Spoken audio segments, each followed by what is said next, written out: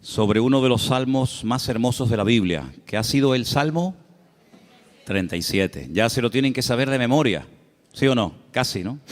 Vamos a abrir la Biblia, por favor, por el Salmo 37. Aleluya, gracias al Señor. El jueves también meditamos un poquito acerca del Salmo y estuvimos viendo algunas cosas que vamos a poner ahora ahí en la pantalla.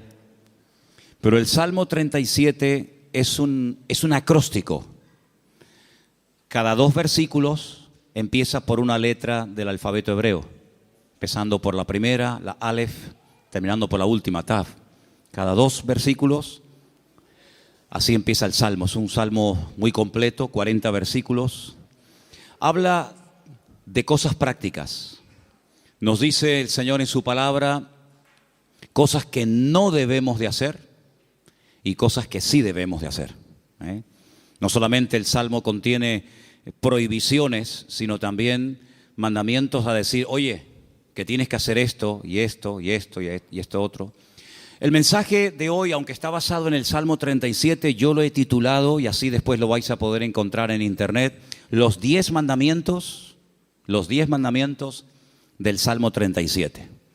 No son los 10 mandamientos de Éxodo 20, son los 10 mandamientos que vamos a ver en esta tarde del Salmo 37. Pero ahí en la pantalla podemos ver algunos temas que el Salmo 37 nos sugiere, que son muchos, por cierto. Tenemos, no, eso es lo de hoy, sería lo del jueves pasado, ¿vale? Eso es lo de hoy.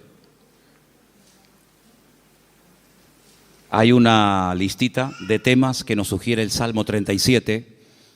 No hemos tocado todos, evidentemente, pero son temas, todos y cada uno de ellos muy interesantes.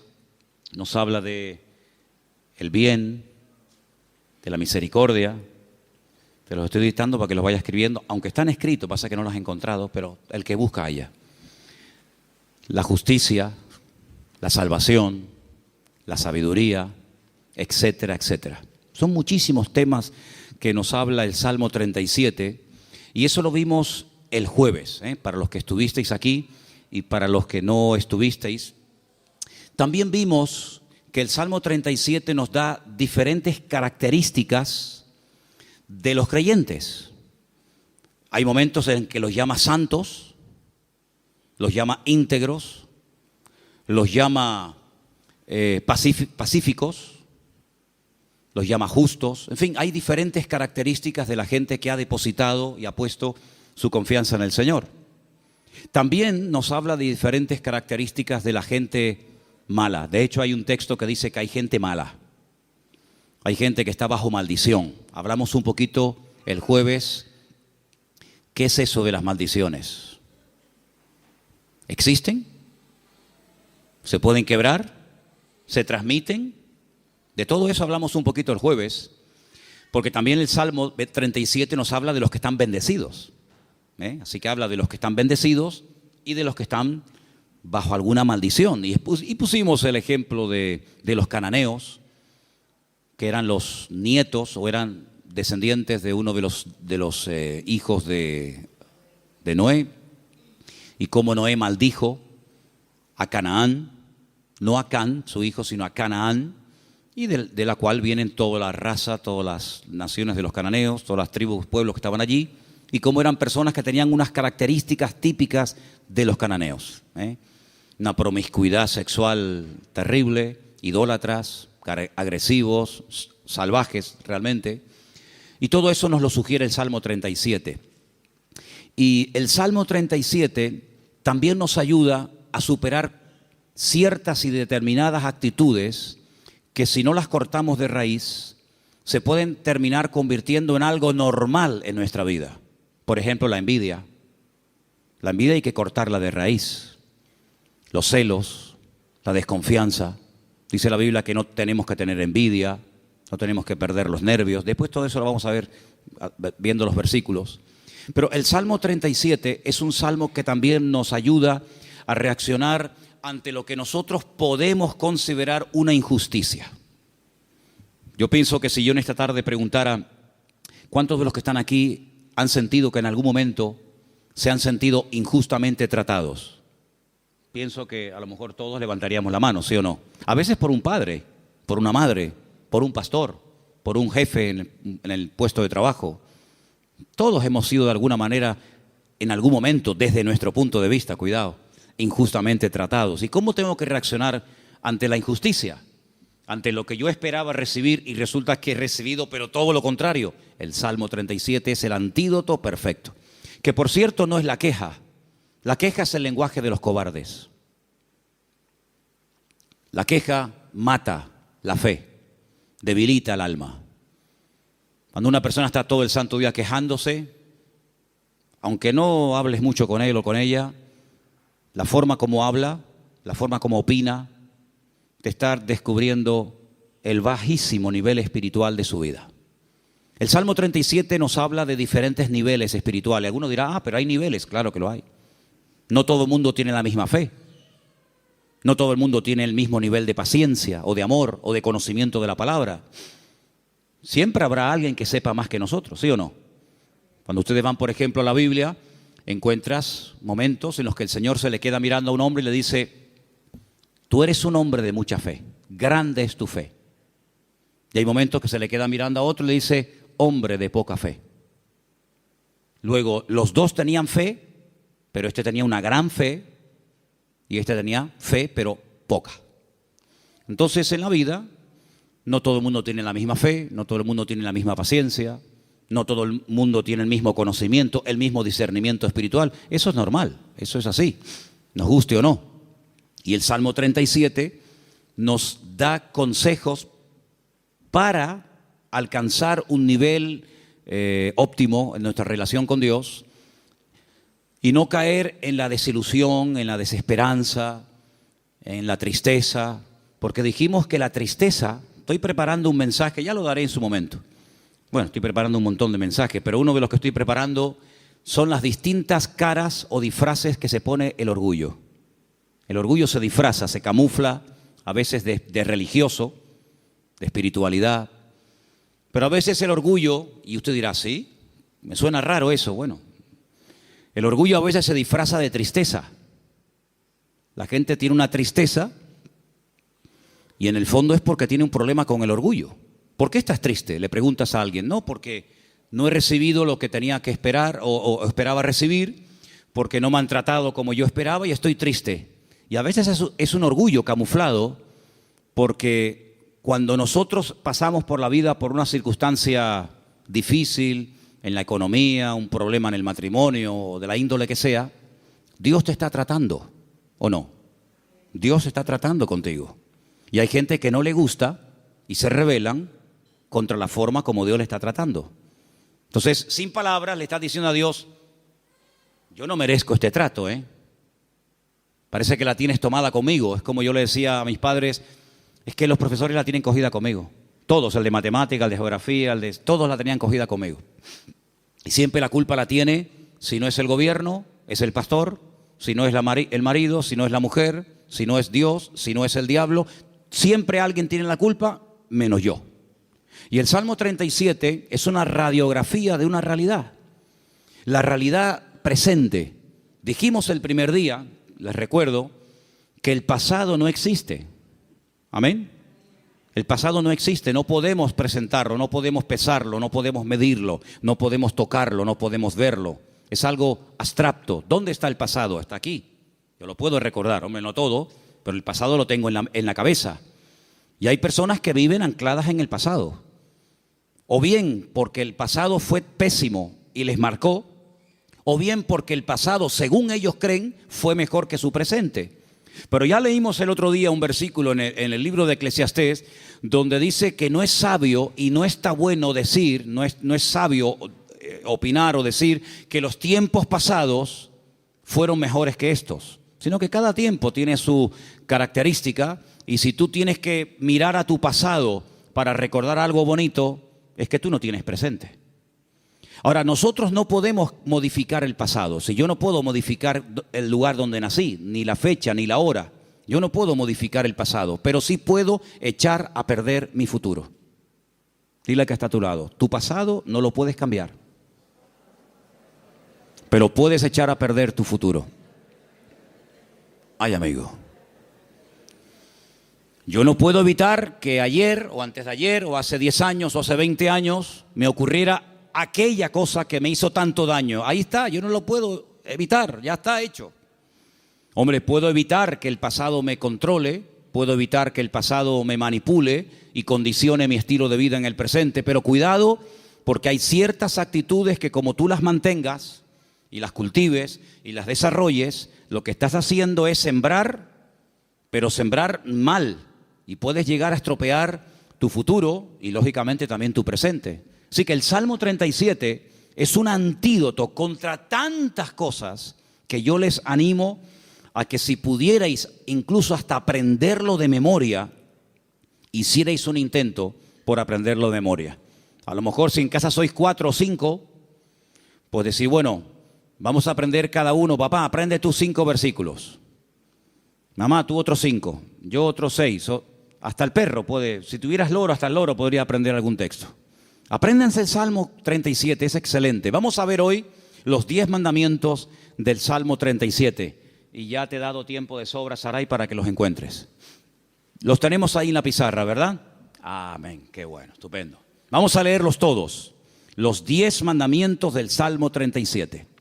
Después vamos a leerlos en los versículos correspondientes. Primero, fuerte, confía en Dios. Después, con los ojos cerrados, sin mirar a la pizarra, tenemos que repetir los 10, así que vete aprendiéndotelos.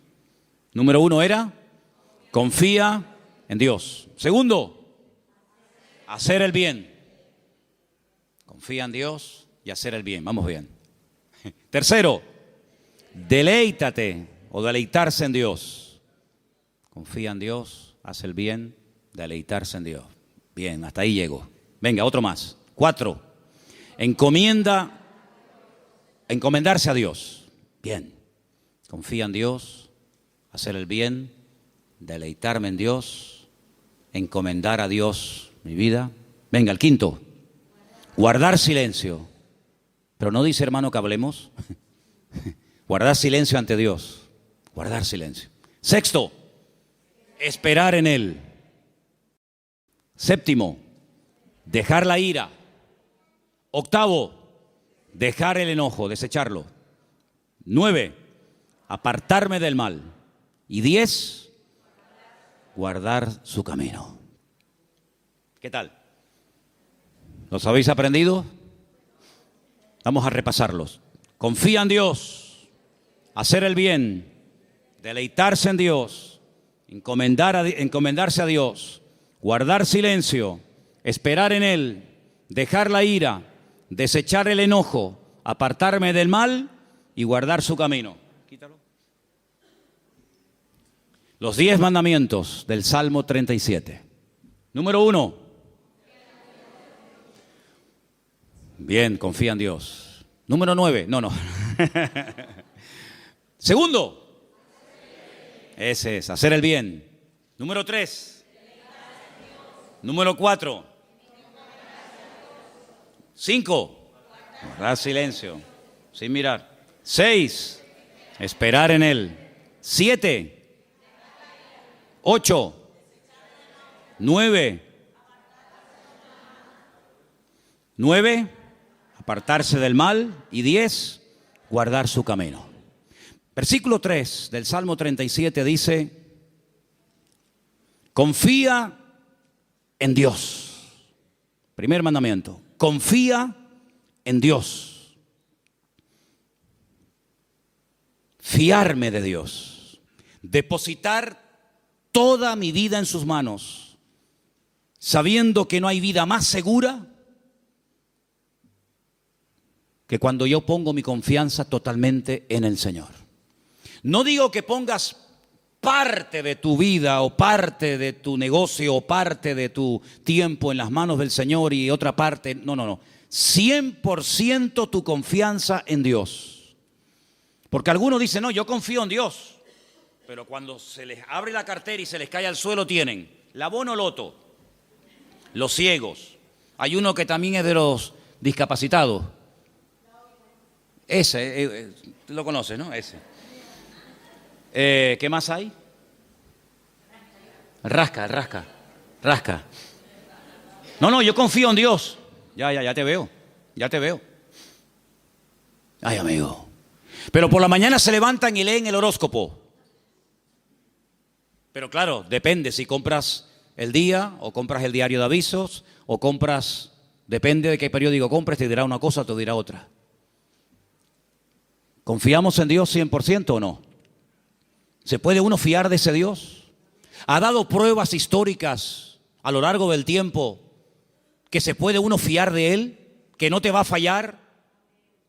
Dice la Biblia, hay centenares de versículos, pero uno de ellos dice, aunque tu padre y tu madre te abandonen, yo nunca te abandonaré. Nunca, jamás. ¿Puede un padre y una madre abandonar a un hijo? Bueno, no será la primera ni la última, lamentablemente. Ha ocurrido. Pero Dios jamás te abandonará. Nunca. Nunca te abandonará. Tú a Él sí, puede ser, pero Él a ti jamás. Dice que nos agarra, nos toma de la mano derecha y nos dice, no temas, yo estoy contigo, yo te ayudo. Por lo tanto, Él ha dado millones de demostraciones a lo largo del tiempo, no solamente a otros pueblos y a otras naciones y a otras iglesias y a otros hermanos, sino a nosotros mismos, de que podemos confiar 100% en nuestro Dios. Y cuando mi vida está 100% en sus manos, el temor no tiene cabida. La inseguridad, la queja, la desconfianza. Porque yo me fío de que al haber depositado mi vida en sus manos, Él me va a pastorear, Él me va a guiar y Él me va a ayudar en todo momento, lugar y circunstancia.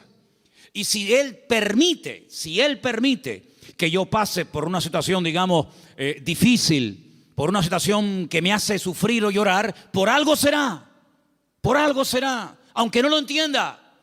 Pero yo he dicho muchas veces que el Señor no nos ha llamado a entenderlo siempre todo, pero a obedecer y a fiarnos de Dios siempre. ¿Cuántos dicen amén? Por lo tanto, el primer mandamiento es lo que va a marcar la diferencia entre una vida y otra. Una confianza total en Dios. Sé que mi Dios me va a cuidar, me va a proteger. Y hay un salmo que dice, y aún más allá de la muerte, el Señor me guiará. Porque mi vida ha sido comprada con su sangre y para Él soy su hijo y el Señor nunca, jamás abandonará a sus hijos. Pero en el mismo versículo 3, donde hemos leído, confía en el Señor, dice, haz el bien. Es decir, como dijimos el otro día, no estés de brazos cruzados, mantén una vida activa en el Señor. No, yo confío en Dios. Sí, pero tú ni oras, ni te congregas, ni lees la Biblia, ni estudias la palabra, ni te involucras. Sí, confías en Dios, pero es una vida light, es una vida sin compromiso. Es una vida donde, venga, hoy quiero orar, pues oro 3 horas. Mañana no quiero orar, pues no oro. No. Es una vida de constancia, de perseverancia, una vida de disciplina. La vida de un cristiano tiene que ser una vida disciplinada, no una vida caracterizada por el desorden, guiado por emociones, por sentimientos, que son al fin y al cabo pasajeros y traicioneros, sino de tener determinación. Yo quiero agradar al Señor y yo me voy a esforzar en hacer lo que la Biblia me pide y me dice el Señor que debo hacer. Porque no solamente, lo dije el otro día, espero que lo recordéis, que la vida cristiana, la vida de un cristiano, digamos, normal, no solamente consiste en dejar, me faltaría más, dejar de hacer ciertas cosas, sino hacer otras. Y la vida de muchos creyentes es que no hacen nada malo, aparentemente, pero tampoco hacen nada bueno.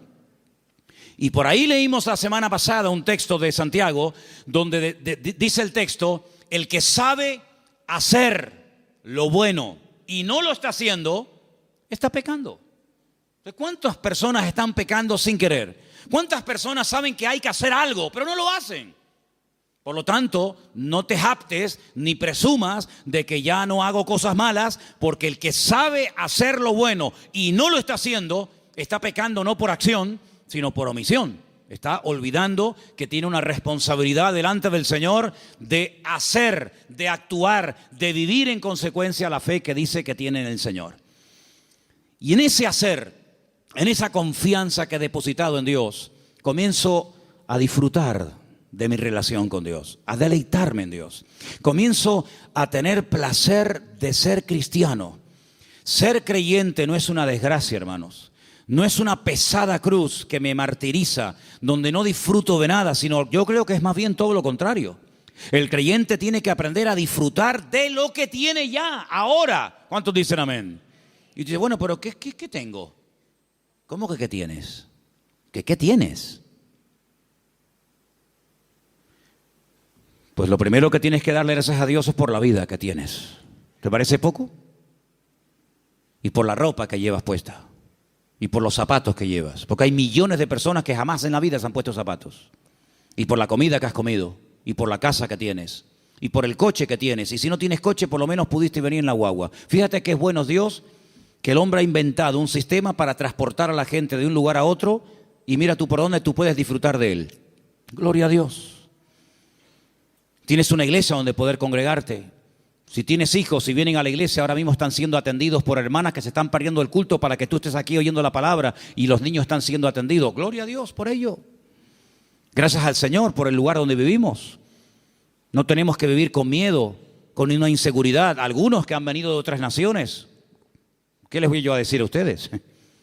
Donde me dicen, no, que va allí, donde yo a las 5 de la tarde todo el mundo como los topos bajo tierra. Todo cerrado, con rejas, con ventanas, con persianas. Uy, por la calle no puedes ir porque va todo el mundo armado y te quitan el reloj y te quitan esto. Aquí a mí nunca me han quitado nada y tengo 55 años, a mí nunca me han robado. Cuidado, a ver si ahora me va a pasar que me roben, pero bueno, no pasa nada. Si me roban, ¿sabes por qué me han robado? Porque algo me sobra. Porque no se le puede robar al que no tiene nada. Luego, si te roban algo es porque tienes algo. Ya es un motivo para dar gracias a Dios. Por lo tanto, hermanos, deleitarnos de lo que tenemos. Hay gente que siempre tiene o la pena de lo que perdieron, que tenían y perdieron, o están soñando siempre en algo que quieren tener, que a lo mejor nunca lo tienen, y en vez de disfrutar de lo que tienen ahora, viven o en el pasado o en el futuro, en tierra de nadie. Cuando lo que tienes que disfrutar es de ahora. Dale gracias a Dios por la silla en la que estás sentado. Y si no hacemos un día una prueba, quitamos todas las sillas y los bancos de la iglesia. Y os quedáis como yo mientras yo predico de pie. Y tenéis que estar todo el tiempo en la alabanza de pie, todo el culto de pie. Baños, los vamos a cerrar, no hay baños. Luz, cortamos la luz.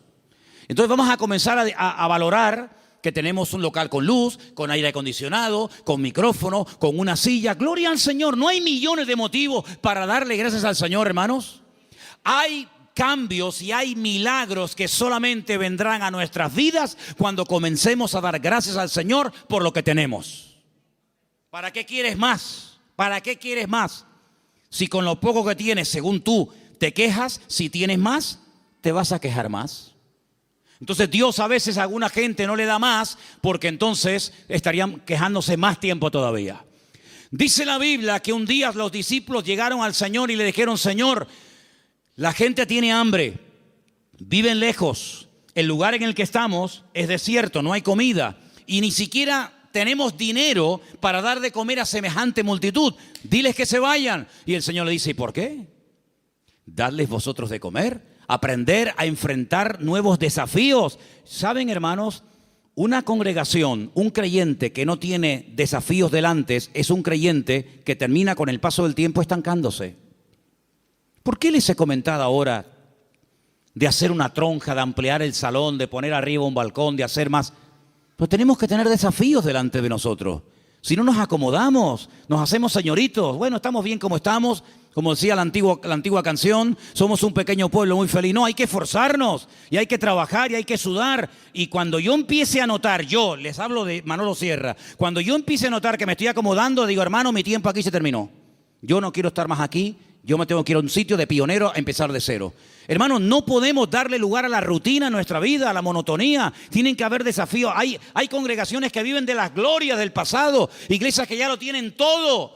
Y te das cuenta que les hace falta todavía tantas cosas, como le dice la Odisea. Nos hemos enriquecido, no nos hace falta de nada. Y el Señor estaba en la puerta de la iglesia llamando, dice, si alguno oye mi voz, entraré a Él, cenaré con Él y Él conmigo. Habían perdido lo más grandioso y hermoso que puede tener una congregación, que es la presencia del Señor. La habían perdido y ni siquiera se habían dado cuenta. ¿Cuántas cosas hay por ahí así que nos dejan con la boca abierta? Por lo tanto, hermano, vamos a deleitarnos en el Señor. Vamos a disfrutar de la vida. ¿No dice la Biblia, deleítate con la mujer de tu juventud? ¿No dice eso la Biblia? En la mía sí. Algunos me miran como diciendo, pero eso dice la Biblia. Uy, más todavía. Con la mujer de tu juventud, que sus caricias te satisfagan en todo tiempo. Así que ya saben, yo me deleito, pero tú me haces caricias. Eso dice la Biblia, deleítate con sus caricias. Gloria a Dios. Dale gracias a Dios por tus hijos. ¿Cuándo fue la última vez que dijiste, te doy gracias por mi hijo? Pero es que ella tiene 80 años, no importa. Otros lo perdieron cuando tenía 20. Y el Señor te lo ha dado a ti 40 años. Ay, amigo. Dale gracias a Dios por tu madre, por tu padre. Dale gracias a Dios por el pastor que tienes, porque de momento es el único que tiene. Es lo que hay. Dale gracias a Dios por todo lo que tienes cada día. Y cada vez que comas, di, Señor, hoy han muerto 17,000 personas de hambre en el mundo y yo no seré una de ellas. Yo ahora tengo algo para llevarme a la boca. Gloria a Dios. Comenzar a regocijarnos en el Señor. Hermanos, que la gente diga, pero ¿qué tiene esa gente que no se quejan? ¿Qué tenemos? El Dios más grande y más maravilloso que jamás se pueden encontrar por la vida. ¿Cuántos dicen amén? Eso es lo que tenemos. ¡Aleluya! Gloria a Dios. Amén. Pero el quinto mandamiento, el primero era confía en Dios, el segundo era hacer el bien, el tercero era deleitarme en Dios, el cuarto era encomendar a Dios, poner todo, mi vida, mis negocios, mi futuro, mis planes, todo en las manos del Señor. Pero el quinto es muy bueno. ¿Cuál era? Guarda silencio. Ay, amigo. Ay, amigo. Yo ya les conté una vez, yo sé que ya se lo conté. Algunos dirán, eso ya lo contaste, sí, pero te lo voy a contar otra vez. En la antigua Grecia se le daba mucha importancia a la oratoria, a hablar en público. De hecho, había escuelas muy famosas que hasta el día de hoy, en marketing y en muchas escuelas, se emplean las técnicas de aquella época, donde los griegos le daban mucha importancia al hablar en público, a perder el miedo escénico, etc. Y había un famoso maestro de una de las escuelas griegas que cobraba por enseñar oratoria, por enseñar a hablar correctamente en público a la gente. Y vino un día un chico y le dijo que quería que este maestro le diera clases.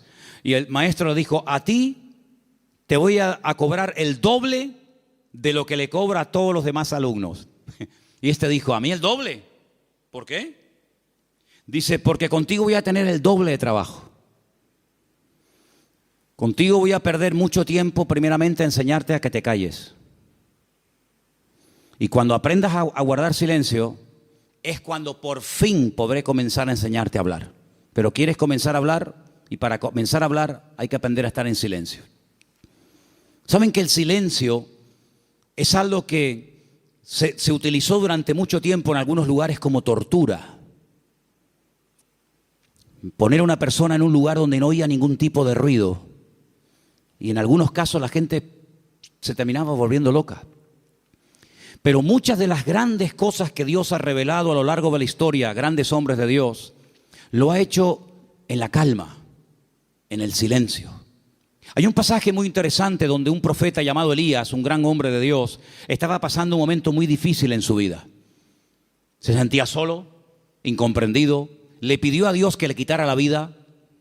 En fin, todo lo que ustedes saben.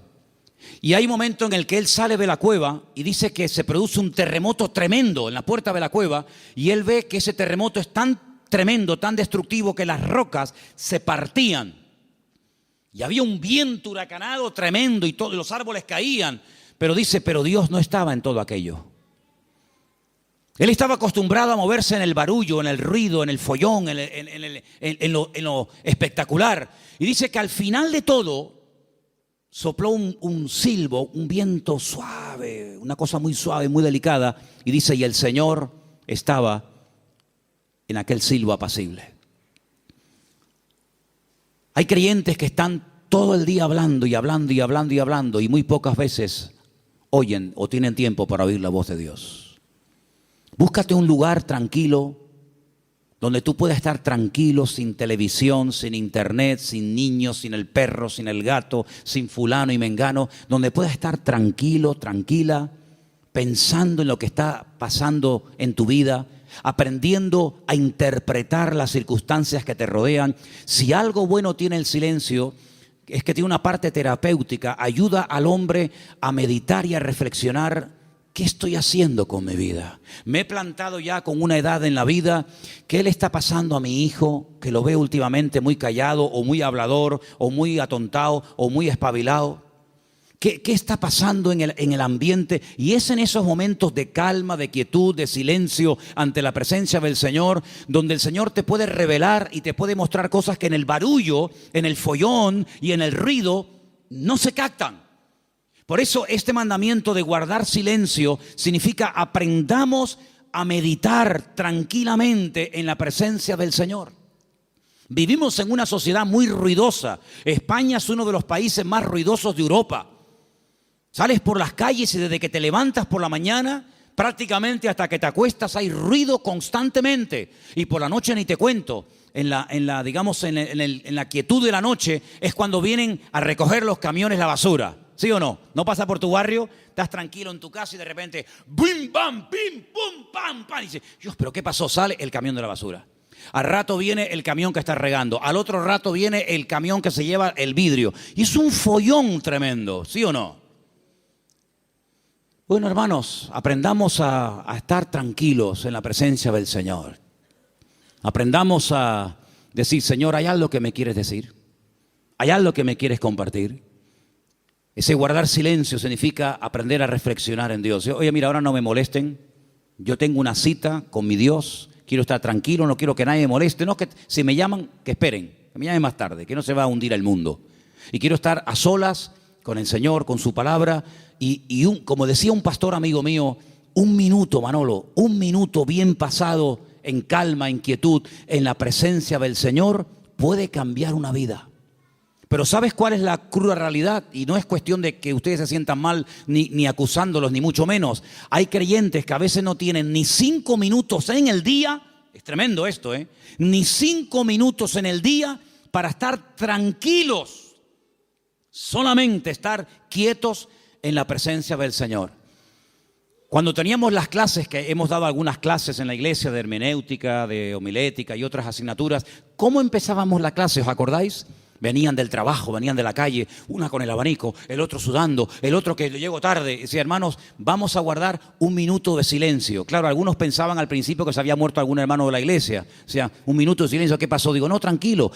Y a algunos se les hacía eterno, eterno. O sea, un minuto, qué largo se me ha hecho. Hermanos, aprendamos a estar quietos en la presencia del Señor, aprender a observar, aprender a interpretar lo que está ocurriendo a nuestro alrededor. El sexto era esperar en Él. ¿Saben que una de las cosas que yo peor llevo en la vida es esperar? No me gustan las colas. El otro día me enseñaba un hermano de la iglesia, por no estar dando nombres, me enseñaba una fotografía que habían sacado desde una ventana donde se veía un grupo bastante numeroso de gente haciendo cola, esperando. Me decía, esta es una de las colas que la gente tiene que hacer para ver si puede comprar algo de azúcar. Y yo decía, bueno, pues yo me acostumbraría, mira que para mí sería tremendo esto, ¿no? Pero yo digo, bueno, yo me acostumbraría a vivir sin comer azúcar, porque yo para estar 2 horas, 4 horas para un paquete de azúcar, y me dice otra persona, sí, pero es que también tienes que hacer cola para comprar la leche. Digo, bueno, pues, no sé, me acostumbraría a no beber leche. Pero es que también al final tienes que hacer cola para todo.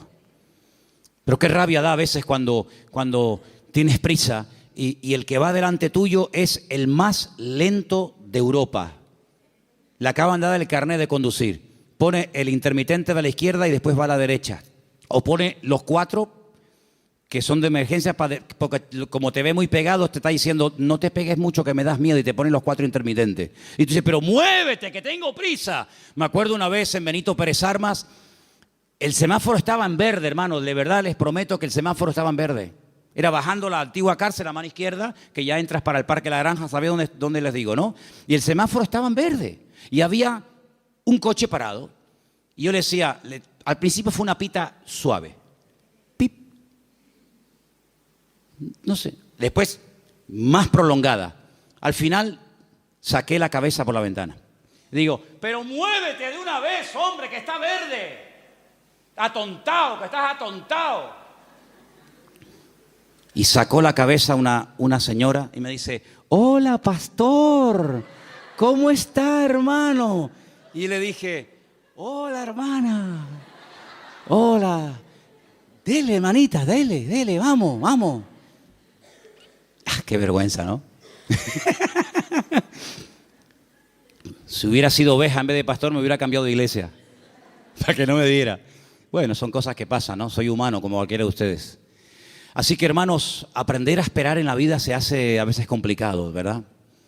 Pero es importante y fundamental aprender a esperar en Dios, no tener prisas. Porque, ¿saben?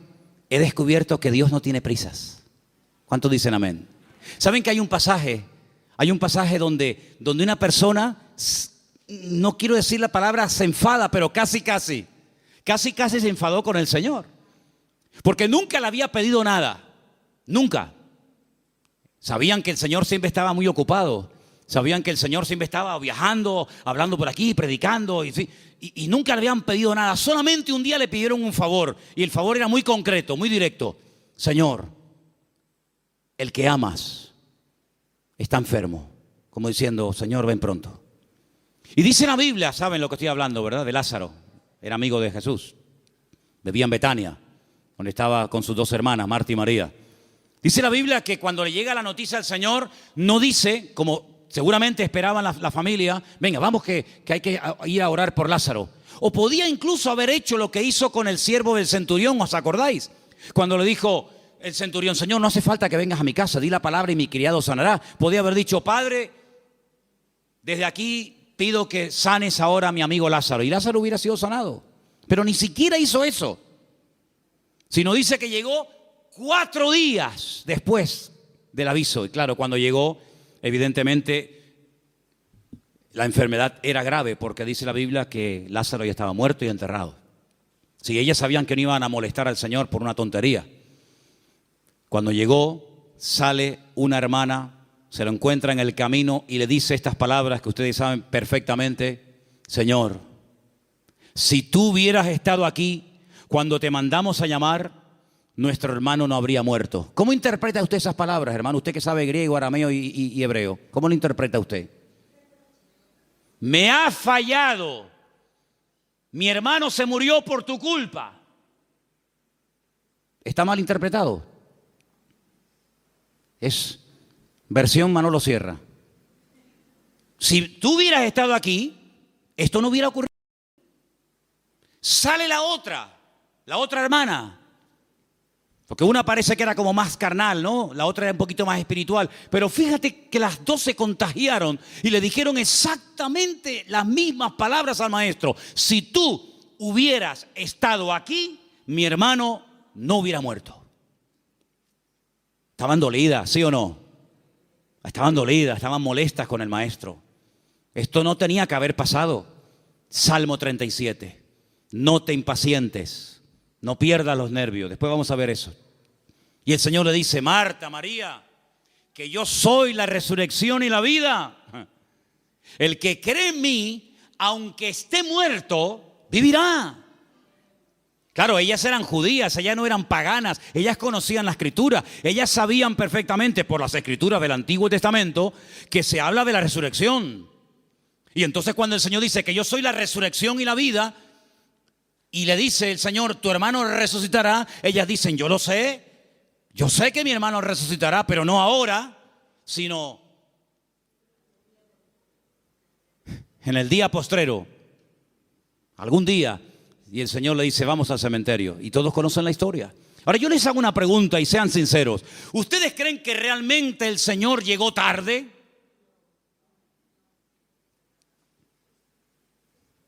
El Señor nunca llega tarde a ninguna casa, a ninguna familia. El Señor siempre llega cuando tiene que llegar. Siempre. Es que si esto hubiera ocurrido media hora antes, sí, pero ocurrió así. El Señor lo quiso así. Y ya está. El Señor llegó cuando, humanamente hablando, según ustedes, ya no hay nada que hacer. Y hay situaciones, escucha bien esto, hermano, porque cuanto antes lo aprendan, algunos, unos más que otros, mejor. Hay situaciones que Dios permite, escucha bien, que Dios permite que lleguen hasta el final. Cuando ya humanamente hablando no hay ninguna posibilidad de cambio. Y el Señor lo permite. Hay otras que no. Hay otras que dicen, no, vamos a hacer esto ahora. Pero hay otras que dicen, tranquilo. Lo va a hacer, pero no ahora. No cuando tú quieras, sino cuando yo quiera y como yo quiera. Y cuando llega al cementerio, hace uno de los milagros más espectaculares que el Señor hizo a lo largo de su ministerio. Levantar a un muerto que hacía 4 días que estaba enterrado. Eso no lo había hecho nunca. Había resucitado personas que estaban aún calientes. ¿Se acuerdan? La hija de Jairo. Cuando llegó, dice, acaba de morir. Luego, si la tocabas, la niña estaba caliente. Acaba de morir, pero estaba muerta. Pero el Señor la resucitó. Había otros casos donde dice la Biblia que lo llevaban en la caja para enterrarlo. Y bueno, los judíos entierran a la gente el mismo día que muere. Por lo tanto, no hacía ni 24 horas que había muerto. Pero nunca el Señor había llegado tan lejos. Nunca el Señor había hecho un milagro de una resurrección después de 4 días. Si ustedes van a Israel, si ustedes han ido a Jerusalén alguna vez conmigo, ustedes van a ver que en todos los cementerios judíos hay una abertura, como una ventana, que es por donde se cree que al tercer día se va el alma. Y ya es como demasiado tarde, ya no hay escapatoria. A los 3 días, a las 72 horas, se va el alma y ya se fue. ¿Cuándo llegó el Señor? Al 4.º día. Cuando ya no había ninguna posibilidad, según la tradición, según la medicina, de levantar a un muerto, es cuando llegó el Señor. No podía el Señor haber llegado el primer día antes de que muriera así, pero hubiera sido una sanidad más de tantas. Pero el Señor quería hacer algo especial, porque amaba tanto a Lázaro, que si hubiera llegado a la media hora o a los 10 minutos de haber recibido el llamado, hubiera sido una sanidad. Y Lázaro podía haber dicho, el Señor me sanó cuando yo estuve enfermo. Pero yo te amo tanto, Lázaro, que no te voy a sanar. Te voy a resucitar. Y eres la única persona en toda la historia de la humanidad que yo resucité al 4.º día. Entonces no te das cuenta, hermano y hermana, que a veces hay situaciones como que tú dices, pero ¿dónde va a terminar todo esto? ¿Pero hasta cuándo va a llegar esto? Es por el amor tan grande que Dios te tiene, para que no sea una cosita más que puede pasar desapercibida, o que incluso algún incrédulo diga, bueno, sería casualidad. No, va a llegar al límite, al extremo, cuando ya no hay ninguna posibilidad de cambio, de mejoría o de perfeccionamiento, cuando el Señor va a llegar y va a decir, ahora, para que la gente diga, esto era para la gloria del Señor. ¿Cuántos dicen amén? ¡Aleluya! Así que tranquilo, no te precipites. Amén. Hay 4 prohibiciones, antes de seguir con la lista de los mandamientos. Hay 4 prohibiciones, las voy a leer rápidamente. 4 cosas que el Salmo dice que no tenemos que hacer. Yo las voy a leer y tú te vas a preguntar a ti mismo si la estás haciendo. La primera está en el versículo 1. Salmo 37:1. No te impacientes a causa de los malignos. No te impacientes. No pierdas la paz. Tranquilo, relájate. Dile a que está a tu lado, relájate. Tranquilo. No te impacientes. No pierdas la paciencia. Número 2, en el mismo texto. Ni tengas envidia de los que hacen iniquidad. Así que ni impacientarme, ni tener envidia. Jamás. Ni una cosa ni otra. Versículo 7. No alterarme. Guarda silencio ante el Señor, espera en Él. No te alteres con motivo del que prospera en su camino por el hombre que hace maldades. No te alteres. Tranquilo, relájate. Cuenta hasta 10. Versículo 8. Deja la ira desecha el enojo, no te excites en manera alguna a hacer lo malo. Estas son las 4 prohibiciones, las 4 cosas que el Salmo 37 prohíbe hacer a un creyente. No perder la paciencia, no tener envidia, no alterarme y no hacer lo indebido, es decir, lo malo. ¿Qué te parece? Y en esta actitud, en esta riqueza del Salmo 37 me dice, deja la ira y desecha el enojo. Es decir, si te enfadas, vas a comenzar a hacer y a decir tonterías. Cuando una persona está enfadada, ¿tú le has oído las tonterías que dice? Incluso hasta orando dice tonterías. Ya no aguanto más. Y el Señor dice, cállate, machango. Sabrás tú si aguantas o no aguantas. Si yo te mando esto es porque tú aguantas. Pero ya Él lo dijo. Nadie me ama. Las tonterías que uno dice cuando está enfadado, es como cuando uno está desanimado. Las peores tonterías, las peores barbaridades, los peores insultos, las peores humillaciones se dicen cuando uno está enfadado o desanimado. Y por eso la Biblia dice, no permitas que tu carácter te controle, porque cuando nuestro carácter nos controla, siempre la embarramos. ¿No dicen así los argentinos? O los uruguayos, la embarramos. Metemos la pata. Entonces, pues oye, Señor, ayúdame a tener control, dominio propio, dice la palabra. Dominio propio. Teníamos hace años en una montaña que hay en Llano del Moro, en una torre muy alta, teníamos unas antenas que colocamos allí cuando pusimos la primera emisora de radio cristiana de las Islas Canarias. Y había un hombre que todas las mañanas subía a ese monte y pegaba un grito, pero un grito que se oía en todo el valle, se montaba en el coche y yo creo que se iba a trabajar. Y yo digo, oye, uno dirá que está loco, pero yo creo que este hombre es sabio, porque el hombre se iba al monte, pegaba un alarido estilo Tarzán, yo creo que tenía algo de espíritu de Tarzán. Gritaba, se montaba en el coche y se iba. Oye, a lo mejor tenemos que irnos a la montaña de los Campitos, procura que no haya nadie, porque claro, si subes por la noche y pegas un alarido estilo hombre lobo allí, van a decir que hay un loco aquí, un endemoniado. Pero hermano, ¿sabes qué? Tenemos que aprender a desahogarnos con Dios. ¿Cómo se desahogaba Cristo? Con el Padre. ¿Dónde fue? Al huerto de Getsemaní. Y en el huerto de Getsemaní dice que agonizaba, lloraba, clamaba, allí peleaba. Y cuando salía y se levantaba y le decían, venimos a aprender a Jesús, dice, yo soy. ¡Pum! Y caían todos al suelo. En otras palabras, era un hombre que no descargaba en los demás su enojo, su enfado, lo que fuera, sino que aprendía a desahogar su alma delante del Padre. Y eso es algo que tenemos que aprender todos, hermano. Porque hay gente que está contenida. Y hermano, el tranquilito, el que no se enfada nunca, cuando se enfada, échate a correr, Échate a correr. Dice, no, este bobo. Este no se enfada nunca. Cuando se enfada, apaga la luz y vámonos, porque es el increíble Hulk. Que por cierto, me encontré en la puerta de la iglesia allí 2 puños del increíble Hulk. No sé si a alguien se le cayeron. ¿Los puedes enseñar? No sé quién trajo eso, pero bueno, ahí están. Yo dije el otro día, y según el Salmo 37 y otros, hay 2 vías de escape, 2 válvulas de escape que Dios ha puesto en el ser humano que tiene que usarlas.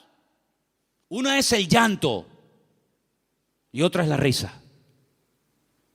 Claro, como te enseñaron que los hombres no lloran, pues está trancado. Y como tampoco no es la alegría de la huerta, dicho sea de paso, pues tampoco se ríe. Entonces ni llora ni ríe. Y un día va a explotar más de uno. Pero aprende a reírte en el Señor. Aprende a llorar en la presencia del Señor. No dice la Biblia, bienaventurados los que no se ríen. Bienaventurados los que no lloran. ¿Lo habéis leído alguna vez? Yo tampoco. Bienaventurados los que lloran, dice la Biblia. Pues llora, mija. Llora. Llora delante del Señor. Llora, hermano y hermana, delante del Señor. Señor, lloro de esto, lloro por aquello, lloro por tal, lloro por cual. Y te aseguro que tu alma se va a descargar, se va a desahogar. Y cuando salga, vas a salir con las fuerzas renovadas, vas a salir levantado por el Señor, vas a salir bendecido. Pero no vivas una vida hermética, trancada, porque ni Cristo vivió así. Él, dice la Biblia, que se quebrantó y lloró y sudó grandes gotas de sangre y se desahogó delante del Padre. Ahora, ¿qué hace la gente? Se desahoga con una botella de vino en la mano, se desahoga metiéndose un pico de heroína, se desahoga haciendo no sé qué y no sé cuánto, echándole la bronca a la mujer, al hijo, pegándole una paliza al otro. No, esas no son las formas, esos son los métodos mundanos. La forma de Dios es que aprendas a ir a la presencia del Señor y abrir tu corazón y decirle: Señor, no aguanto más. Y en la Biblia encontramos grandísimos hombres de Dios que lloraron a gritos, dice la Biblia. Sí, a gritos lloraron. ¿Quién? José. Lo dije el otro día cuando compartía de este mismo salmo. Dice que ya no aguantaba más. Léalo, textualmente lo estoy citando. Ya no podía contenerse más. Ya llegó al límite. Oye, me venden mis hermanos. Les pido por favor que se apiaden de mí, que me saquen de este pozo que tenía que haber escorpiones y serpientes. No me hacen ni caso.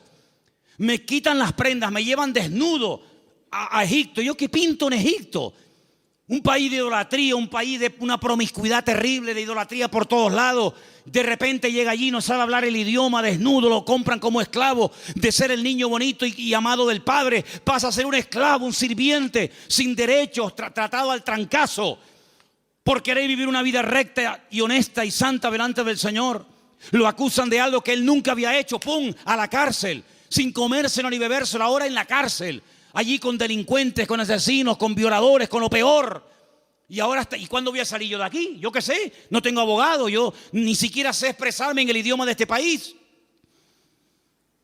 Cuando sale de allí, Dios lo levanta, lo bendice, lo prospera. Y cuando ve venir a sus hermanos, no permitió que la ira, que el enojo, que la rabia dijera: ahora que tengo poder. Porque cuántas veces yo he dicho de este mismo púlpito: si quieres conocer a un hombre de verdad, si quieres conocer a un pastor de verdad, si quieres conocer a una persona de verdad, dale poder y dale dinero. Claro, el coleta, el otro que, en fin, y el otro, es muy fácil criticar lo que hacen los demás, que yo no defiendo a nadie, ahí me da igual, para mí son todos iguales. Pero hermano, cuando alguien suba allá arriba, da igual si es un cargo poderoso en la política, en el deporte o donde sea, dale dinero, que mueva millones. Dale poder. Y espera a ver si no se corrompe. Porque es muy difícil llegar a esos niveles, moviendo centenares y miles de millones. Que tenga la cabeza bien amueblada. Ay, amigo. José ahora tiene poder, es el hombre más poderoso de la tierra después de Faraón. No se mueve ni una hoja sin su permiso. Faraón dice: no, a mí no vengan, vayan a él. Él es el que organiza el país, él es el ministro de Hacienda, él es el ministro de Economía, él es el que administra. A mí no me den la paliza, vayan a él. Delegó todo en José. Ahora tiene poder, ahora tiene autoridad, ahora tiene dinero, ahora tiene sirviente. Ahora hasta Potifar, aquel que lo compró, ahora tiene que venir y postrarse delante de él. La mujer de Potifar: ven para acá. Ahora él podía haber dicho: ahora os vais a enterar lo que vale un peine, amigo. Ahora vienen los hermanos. Y él podía haber dicho: lo van a pasar canutas, como me le hicisteis pagar a mí. Dice que llegó un momento, viendo a sus hermanos, que ya no podía aguantar más.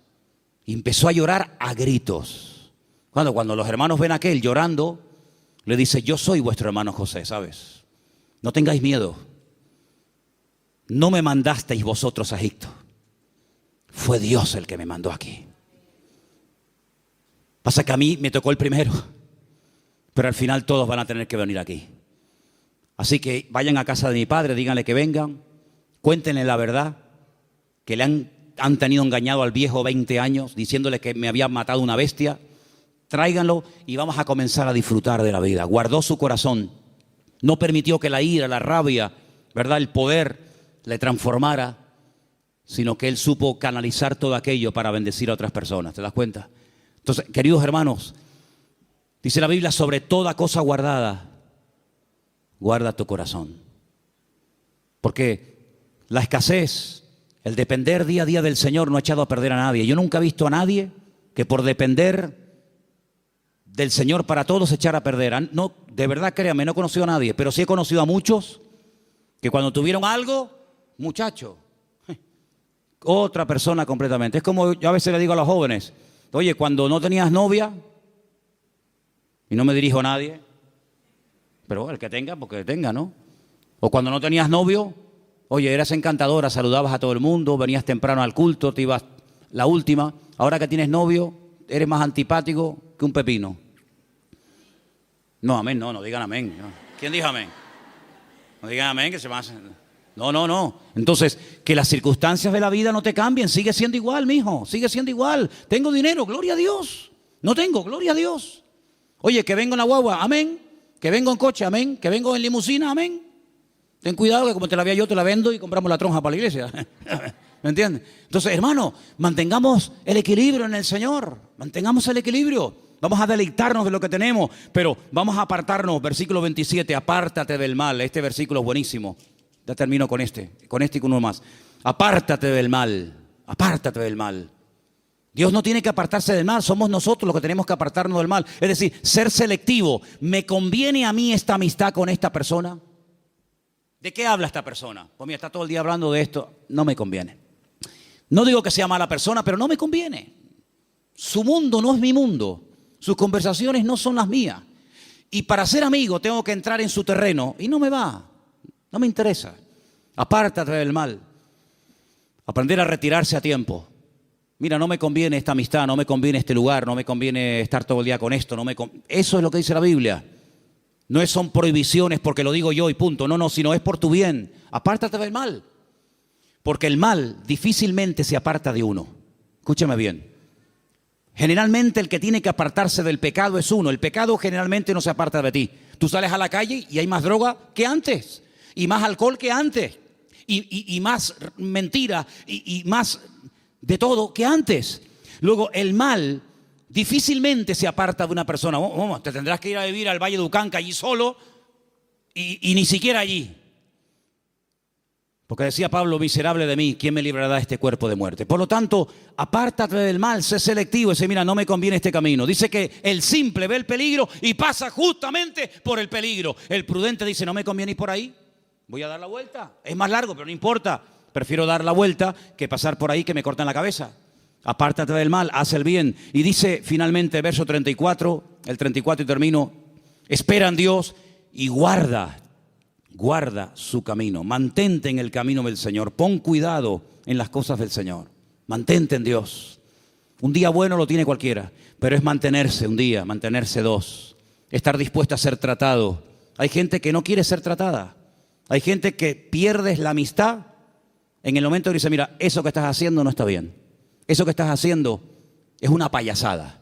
Eso que estás haciendo no te conviene. Automáticamente ya le cambió la cara, automáticamente se fueron las amistades. Apartarse del mal, ser sabio, tener ese discernimiento, ese temor a Dios. Esto que estoy haciendo, esto que quiero hacer no me conviene. Guardar el camino del Señor. ¿Qué es lo que le agrada a Dios? ¿Dios haría esto en mi lugar? Eso es lo que tenemos que hacer. Y déjame que te diga algo, porque tengo una frase aquí que apunté estos días. Es mucho más fácil deshacerse del pecado que de las consecuencias del pecado. El pecado no es tan fácil, no es tan difícil dejarlo. Pides perdón a Dios, Dios te perdona y se acabó. Pero amigo, a veces hay consecuencias de un pecado que hiciste que pueden durar años. Y hay gente que en sus cuerpos llevan secuelas del pecado que hicieron hace 40 años, pero a veces las consecuencias están ahí. Que Dios nos dé fuerzas también para poder vivir en victoria, a pesar de que puede ser que de un pecado o de una vida en desorden que llevé en un momento puntual de mi vida, puede ser que haya un chiquitito corriendo por la casa, o haya una niñita, o haya no sé qué, o haya no sé cuánto. El pecado a veces deja cicatrices, el pecado a veces deja consecuencias. Y te vuelvo a repetir, es más fácil dejar el pecado que los hijos del pecado, que las consecuencias del pecado. Pero tienes que asumir eso.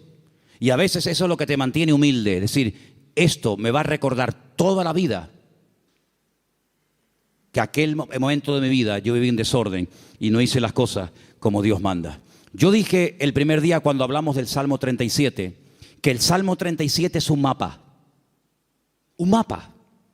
Pero mira, y piensa en esto que te voy a decir ahora, el mejor mapa del mundo el más completo, el más bonito, a todo color, con todos los detallitos y las medidas y los ríos y las montañas, el mejor mapa del mundo, no nos sirve para nada si yo no sé dónde estoy.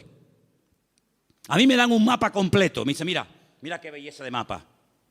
¿Vale? Ya sé dónde está el norte, las montañas, los valles, los ríos, pero yo en el mapa, ¿dónde estoy? Porque si yo no sé dónde estoy, el mapa no me sirve de nada. Ahora, cuando yo digo, no, tú estás aquí, vale, estoy aquí. Ok, vale, pues entonces dame un compás, dame una regla, yo mido, y entonces yo sé que me faltan tantas horas o tantos kilómetros para llegar aquí. Si yo no sé dónde estoy, el mapa no me sirve de nada. Aquí hay un mapa perfecto, el GPS de Dios. Pero si tú no sabes dónde estás, ¿de qué me sirve a mí esto? Eso de decir, no, lee la Biblia. Si no, yo la leí, pero no sabes dónde estás. No sabes si estás bien, si estás mal, si estás en desorden, si no estás en desorden. Pregúntale a Dios, ¿dónde estoy? ¿Cómo estoy delante de ti, Señor? Dios te lo va a mostrar. Dios te va a mostrar a la luz de su palabra y guardando silencio y esperando a Dios te va a mostrar, mira, tú estás en este punto de tu vida. Tú has llegado a un punto en tu vida en el que te has estancado. Esa es tu realidad. Entonces, en base a esa realidad, yo trabajo. Si tú no sabes dónde estás ahora mismo, si tú no sabes cómo estás delante de Dios, vienes al culto y el culto es como una especie de placebo, ¿no? El culto es una especie de cuando me duele la cabeza, me tomo una pastilla, se me fue el dolor de cabeza, pero espérate, a lo mejor tienes algo más y tú te conformas con una pastilla. Y hay cosas en la vida que se solucionan con una pastilla, pero hay otras cosas que se solucionan con una operación.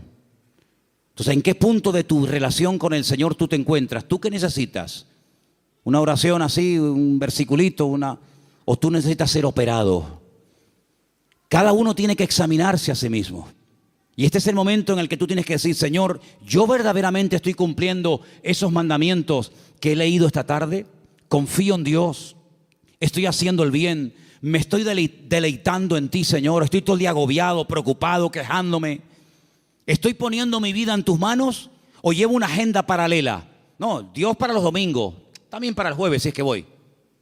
Pero yo tengo una agenda personal y privada. Yo sé lo que voy a hacer en mi vida, esto y hasta aquello. A mí me hace mucha gracia cuando hay gente que me dice, no, él tiene la agenda completa para los próximos 5 años. Cuando dice la Biblia, ¿cómo eres capaz? ¿Cómo eres capaz de presumir del día de mañana si no sabes qué te traerá de sí el día? ¿Tenía Cristo agenda? Dice que somos como el viento, que ni sabemos de dónde vamos ni a dónde venimos. Guardamos silencio ante Dios, esperamos en Dios tranquilamente. ¿El carácter está siendo cada vez un aliado nuestro o nos está cada vez traicionando y dominando más? ¿Dejamos la ira, el enojo? ¿Nos estamos apartando del mal o cada vez estamos tonteando más con el mal? Porque el mal no perdona, amigo. Como te metas en donde hay mal, como te metas en terreno minado, lo más probable es que se te salga una pierna por los aires. Hay una parte en Israel donde yo llevo a la gente que es la frontera más cercana a Jordania, que antiguamente era territorio jordano.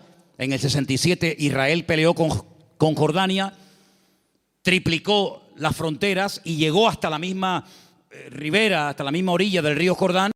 Y es algo muy estrecho, mucho más estrecho que esta iglesia. Ves al soldado jordano allí sentado haciendo guardia y ves al israelita aquí y el río medio. Es una frontera muy, muy estrecha. Allí se ha convertido en un lugar típico para hacer bautismos. Ahora Dios mediante tendremos bautismo en noviembre allí, si Dios quiere. Pero ¿sabes qué, hermano? Cuando llegamos a ese lugar con la furgoneta, tenemos que aparcar donde ellos nos dicen que tenemos que aparcar. Porque los jordanos cuando se fueron dejaron todo aquel terreno en represalia por haberlo perdido, todo lleno de minas, todo lleno de minas, miles y miles de minas.